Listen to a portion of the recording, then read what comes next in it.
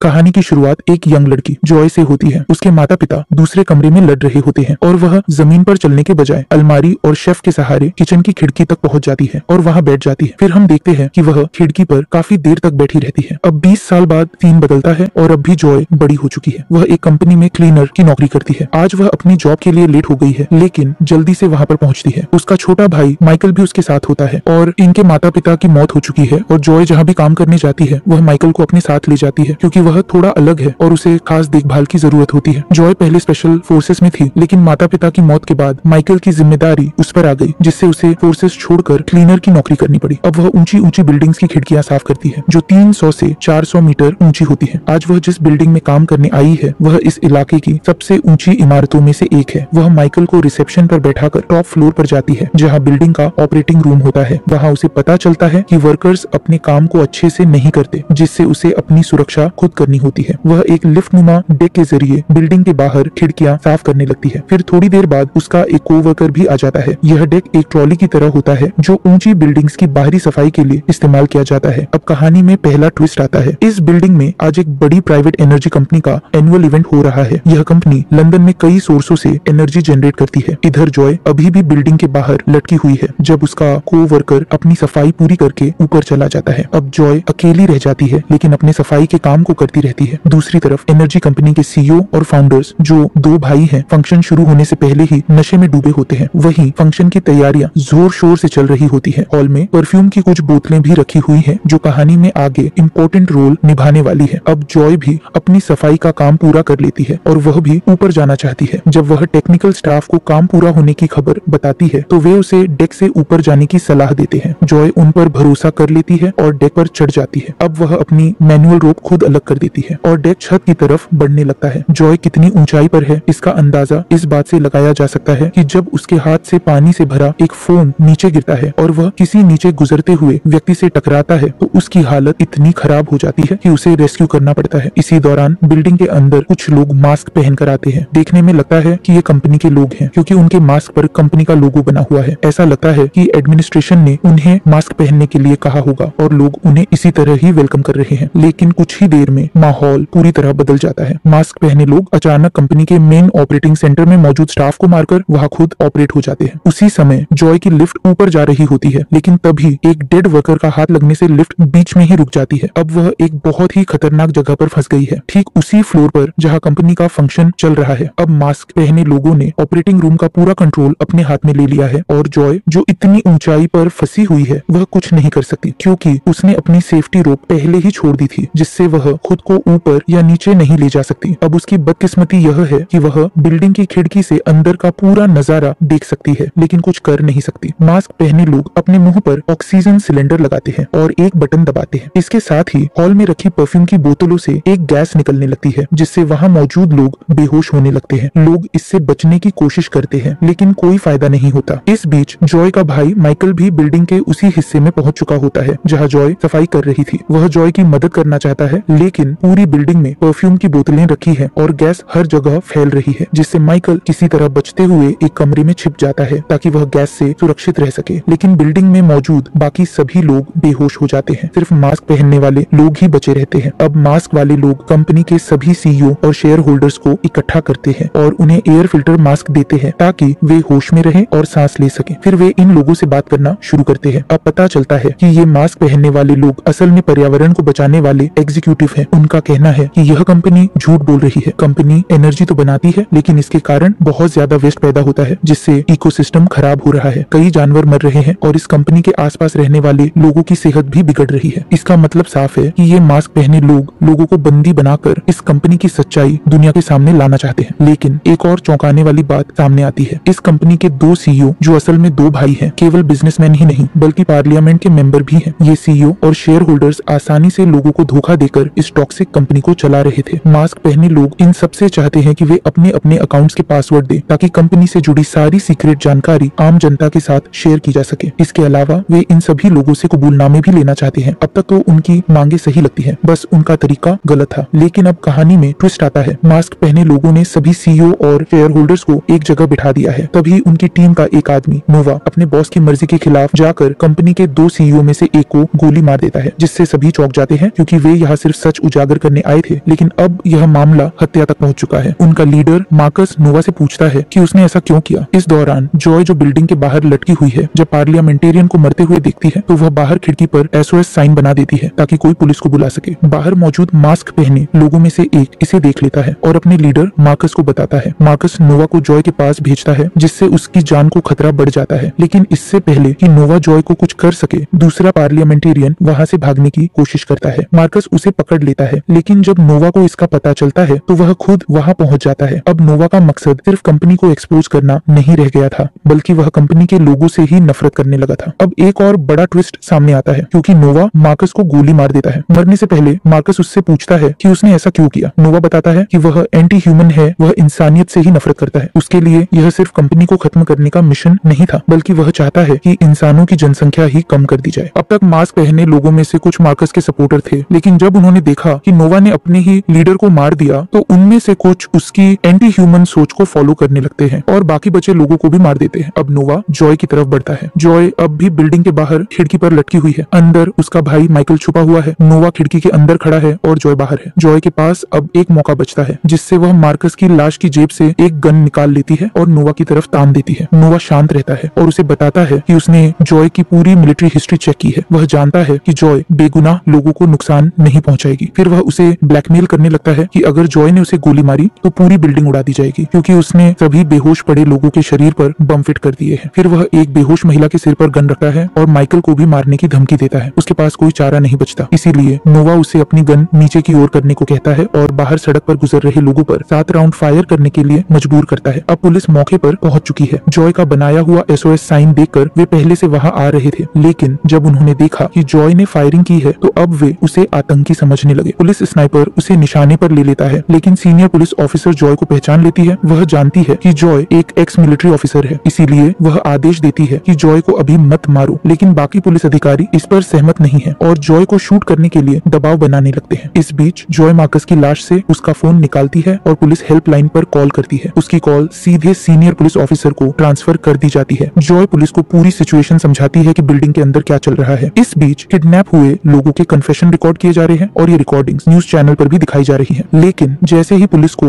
नोवा के बारे में सारी जानकारी मिलती है, वे भी उसकी डिटेल्स न्यूज पर चला देते हैं। ऑपरेटिंग रूम में बैठी जी, जो नोवा के मकसद से अनजान थी, जब ये न्यूज देखती है तो उसे समझ आता है कि नोवा असल में क्या करने वाला है। अब सुपरिंटेंडेंट नोवा से बात करने की कोशिश करती है। कॉल ट्रांसफर होते ही नोवा धमकी देता है कि अगर उसे कुछ हुआ तो उसकी कलाई पर बंधा बैंड ऑटोमेटिक ट्रिगर हो जाएगा और बम से बंधे लोगों की जान चली जाएगी। उधर पुलिस सीक्रेट तरीके से बिल्डिंग में घुसने की कोशिश करती है, लेकिन नोवा कैमरे के जरिए उन्हें देख लेता है और जिस वैन में पुलिस आई थी उसमें लगे बम को ब्लास्ट कर देता है। अब न्यूज चैनलों पर यह रिपोर्ट आने लगती है कि आतंकवादियों ने कोई डिमांड ही नहीं रखी। अब नोवा जॉय को बातों में उलझाकर बिल्डिंग में एक और धमाका करने के लिए एक्सप्लोसिव नीचे भेजता है, लेकिन पुलिस ऑफिसर समय रहते जॉय को वार्न कर देती है, जिससे जॉय फौरन डेक को छोड़कर खिड़की के सहारे साइड में खिसक जाती है। फिर जैसे ही बम ब्लास्ट होता है, डेक गिर जाता है और सभी को लगता है कि जॉय मर गई है, लेकिन असल में जॉय खिड़की से लटक रही होती है। उसका भाई माइकल और एक पुलिस ऑफिसर उसे अंदर खींच लेते हैं, लेकिन अब नोवा को भी पता चल जाता है कि जॉय बिल्डिंग के अंदर आ चुकी है। अब नोवा को यहाँ से निकलने की जरूरत पड़ती है। उसने सभी किडनैप लोगों के कन्फेशन रिकॉर्ड करवा लिए हैं, लेकिन बिना किसी दिक्कत के बिल्डिंग से बाहर निकलने के लिए उसे नेगोशिएशन की जरूरत होगी। लेकिन वह नेगोशिएशन करने के बजाय अपनी टीम को जॉय को खत्म करने के लिए भेज देता है, यानी उसके पास यहाँ से निकलने का कोई सीक्रेट प्लान है और वह जितने भी लोग बच गए हैं उन्हें मारकर ही यहाँ से भागना चाहता है। अब जॉय भागकर एक कोने में छिप जाती है। जैसे ही नोवा की टीम उसे मारने के लिए आती है, जॉय उन पर भारी पड़ती है। वह एक एक्स मिलिट्री विमेन है, तेज और फुर्तीली। फिर वह नोवा की टीम के कई लोगों को मार देती है। इस बीच नोवा एक वीडियो रिकॉर्ड करता है जिसमें वह अपने असली इरादे बताता है, जिसमें वह इंसानों को ही धरती के लिए सबसे बड़ा खतरा मानता है। इसके बाद उसकी वीडियो जी को भेजी जाती है, जो ऑपरेटिंग रूम में बैठी है। जैसे ही वह वीडियो देखती है, उसे समझ आता है कि नोवा पूरी तरह साइको है और अब बिल्डिंग में मौजूद हर कोई मरने वाला है, सिर्फ नोवा को छोड़कर, जिससे जी भागने की कोशिश करती है, लेकिन उसे मार दिया जाता है। फिर जॉय ऑपरेटिंग रूम में पहुंचती है और वह वहां पर मौजूद आखिरी शूटर को मार देती है। अब जॉय और माइकल मिलकर बिल्डिंग के सिस्टम से सारे डेटा और सबूत एक चिप में सेव करते हैं। फिर जॉय जानबूझकर नोवा को खुद को पकड़ने के लिए उकसाती है, इससे पहले कि वह बिल्डिंग से बाहर जाकर बम को ट्रिगर कर सके। जॉय चाहती है कि वह पहले उसे पकड़ने आए। इस दौरान जॉय पुलिस ऑफिसर को बताती है कि वह एक्स मिलिट्री है और उसका फर्ज है कि वह किडनैप हुए लोगों को बचाएगी। फिर वह अपने भाई माइकल को लिफ्ट से बाहर भेज देती है ताकि वह बिल्डिंग से सुरक्षित निकल सके। अब आखिरी लड़ाई शुरू होने वाली होती है। नोवा जॉय को मारने के लिए बिल्डिंग में उसे ट्रैक करता हुआ आ जाता है, लेकिन जॉय चुपके से उसके साथियों को खत्म कर देती है। मगर वह नोवा को नहीं मार सकती क्योंकि वह जानती है कि उसकी कलाई पर बंधा बैंड उसके मरते ही बम्स को ट्रिगर कर देगा, जिससे वह नोवा से वह बैंड छीनने के लिए उससे जानबूझकर लड़ाई करने लगती है। जॉय और नोवा के बीच काफी देर तक जबरदस्त लड़ाई होती है। लड़ाई के दौरान नोवा एक खिड़की से टकराता है, जिससे कांच टूट जाता है और वह नीचे लटक जाता है। नोवा जॉय को आखिरी बार याद दिलाता है कि उसकी कलाई पर बंधा बैंड क्या कर सकता है। अगर उसे कुछ हुआ तो बम्स ट्रिगर हो जाएंगे, लेकिन तभी जॉय उसे अपना हाथ दिखाती है और नोवा को एहसास होता है कि उसका बैंड अब जॉय के हाथ में है, जिससे जॉय बिना किसी झिझक के उसे नीचे फेंक देती है। इसके बाद जॉय पुलिस को बिल्डिंग टेक ओवर करने का सिग्नल देती है। अब तक ज्यादातर आतंकवादी मारे जा चुके होते हैं और नोवा भी मर चुका होता है। क्योंकि बम्स का कंट्रोलिंग बैंड अब जॉय के पास है, इसलिए खतरा टल चुका है। फिर पुलिस बिल्डिंग में घुसकर बाकी आतंकवादियों को खत्म कर देती है और यहीं पर सीन कट हो जाता है। इसके बाद जॉय नीचे आती है, जहां पुलिस ऑफिसर उसकी बहादुरी की तारीफ करती है। सभी न्यूज चैनलों पर उसका नाम और बहादुरी की चर्चा हो रही होती है, लेकिन जॉय को इस वक्त सिर्फ अपने भाई माइकल की फिक्र होती है। वह उसे ढूंढती है, लेकिन वह कहीं नहीं मिलता। फिर अचानक वह रिसेप्शन एरिया में एक सोफे पर बैठा दिखाई देता है। उसके पास ही वह चिप होती है जिसमें सारा डेटा सेव किया गया था और इसी के साथ यह कहानी खत्म हो जाती है।